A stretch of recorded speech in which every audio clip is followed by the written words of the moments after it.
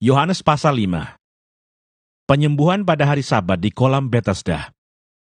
Sesudah itu ada hari raya orang Yahudi dan Yesus berangkat ke Yerusalem. Di Yerusalem, dekat pintu gerbang domba, ada sebuah kolam yang dalam bahasa Ibrani disebut Betesda. Ada 5 serambinya, dan di serambi-serambi itu berbaring sejumlah besar orang sakit, orang-orang buta, orang-orang timpang, dan orang-orang lumpuh yang menantikan goncangan air kolam itu.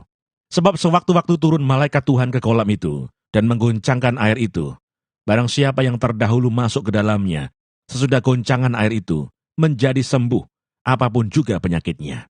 Di situ ada seorang yang sudah 38 tahun lamanya sakit. Ketika Yesus melihat orang itu berbaring di situ, dan karena ia tahu bahwa ia telah lama dalam keadaan itu, berkatalah ia kepadanya, "Maukah engkau sembuh?" Jawab orang sakit itu kepadanya, "Tuhan, tidak ada orang yang menurunkan aku ke dalam kolam itu apabila airnya mulai goncang.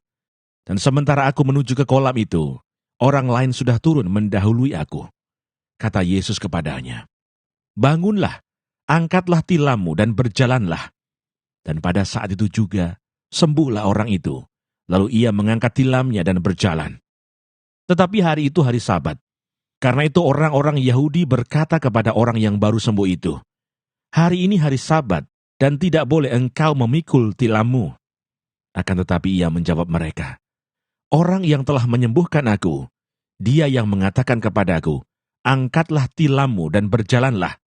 Mereka bertanya kepadanya, "Siapakah orang itu yang berkata kepadamu, 'Angkatlah tilammu dan berjalanlah'?" Tetapi orang yang baru sembuh itu tidak tahu siapa orang itu. Sebab Yesus telah menghilang ke tengah-tengah orang banyak di tempat itu. Kemudian Yesus bertemu dengan dia dalam bait Allah, lalu berkata kepadanya, "Engkau telah sembuh, jangan berbuat dosa lagi, supaya padamu jangan terjadi yang lebih buruk." Orang itu keluar, lalu menceritakan kepada orang-orang Yahudi, bahwa Yesuslah yang telah menyembuhkan dia. Dan karena itu orang-orang Yahudi berusaha menganiaya Yesus, karena ia melakukan hal-hal itu pada hari Sabat. Tetapi ia berkata kepada mereka, "Bapakku bekerja sampai sekarang, maka aku pun bekerja juga." Sebab itu orang-orang Yahudi lebih berusaha lagi untuk membunuhnya. Bukan saja karena ia meniadakan hari Sabat, tetapi juga karena ia mengatakan bahwa Allah adalah Bapanya sendiri, dan dengan demikian menyamakan dirinya dengan Allah. Kesaksian Yesus tentang dirinya. Maka Yesus menjawab mereka katanya, "Aku berkata kepadamu, sesungguhnya anak tidak dapat mengerjakan sesuatu dari dirinya sendiri, jikalau tidak ia melihat Bapa mengerjakannya. Sebab apa yang dikerjakan Bapa, itu juga yang dikerjakan anak. Sebab Bapa mengasihi anak, dan ia menunjukkan kepadanya segala sesuatu yang dikerjakannya sendiri. Bahkan ia akan menunjukkan kepadanya pekerjaan-pekerjaan yang lebih besar lagi daripada pekerjaan-pekerjaan itu, sehingga kamu menjadi heran. Sebab sama seperti Bapa membangkitkan orang-orang mati dan menghidupkannya, demikian juga anak menghidupkan barang siapa yang dikehendakinya. Bapa tidak menghakimi siapapun, melainkan telah menyerahkan penghakiman itu seluruhnya kepada anak, supaya semua orang menghormati anak, sama seperti mereka menghormati Bapa. Barang siapa tidak menghormati anak, ia juga tidak menghormati Bapa yang mengutus dia.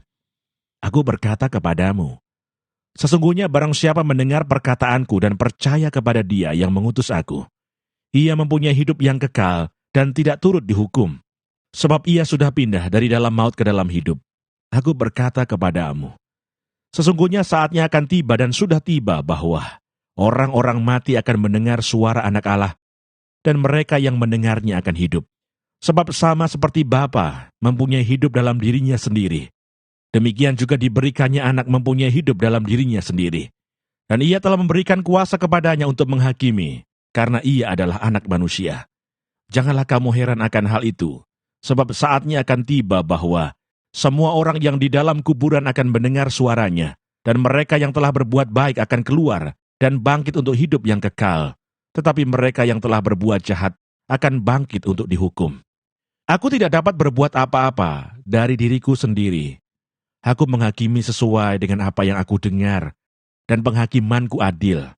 Sebab aku tidak menuruti kehendakku sendiri, melainkan kehendak Dia yang mengutus aku. Kalau aku bersaksi tentang diriku sendiri, maka kesaksianku itu tidak benar. Ada yang lain yang bersaksi tentang aku, dan aku tahu bahwa kesaksian yang diberikannya tentang aku adalah benar. Kamu telah mengirim utusan kepada Yohanes, dan ia telah bersaksi tentang kebenaran. Tetapi aku tidak memerlukan kesaksian dari manusia, namun aku mengatakan hal ini supaya kamu diselamatkan. Ia adalah pelita yang menyala dan yang bercahaya, dan kamu hanya mau menikmati seketika saja cahayanya itu. Tetapi aku mempunyai suatu kesaksian yang lebih penting daripada kesaksian Yohanes, yaitu segala pekerjaan yang diserahkan Bapa kepadaku, supaya aku melaksanakannya.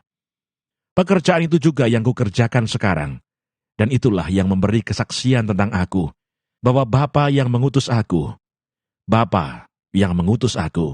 dialah yang bersaksi tentang aku. Kamu tidak pernah mendengar suaranya, rupanya pun tidak pernah kamu lihat, dan firman-Nya tidak menetap di dalam dirimu. Sebab kamu tidak percaya kepada Dia yang diutusnya. Kamu menyelidiki kitab-kitab suci, sebab kamu menyangka bahwa olehnya kamu mempunyai hidup yang kekal. Tetapi walaupun kitab-kitab suci itu memberi kesaksian tentang aku, namun kamu tidak mau datang kepadaku untuk memperoleh hidup itu. Aku tidak memerlukan hormat dari manusia. Tetapi tentang kamu memang aku tahu bahwa di dalam hatimu kamu tidak mempunyai kasih akan Allah. Aku datang dalam nama Bapakku dan kamu tidak menerima aku. Jikalau orang lain datang atas namanya sendiri, kamu akan menerima dia.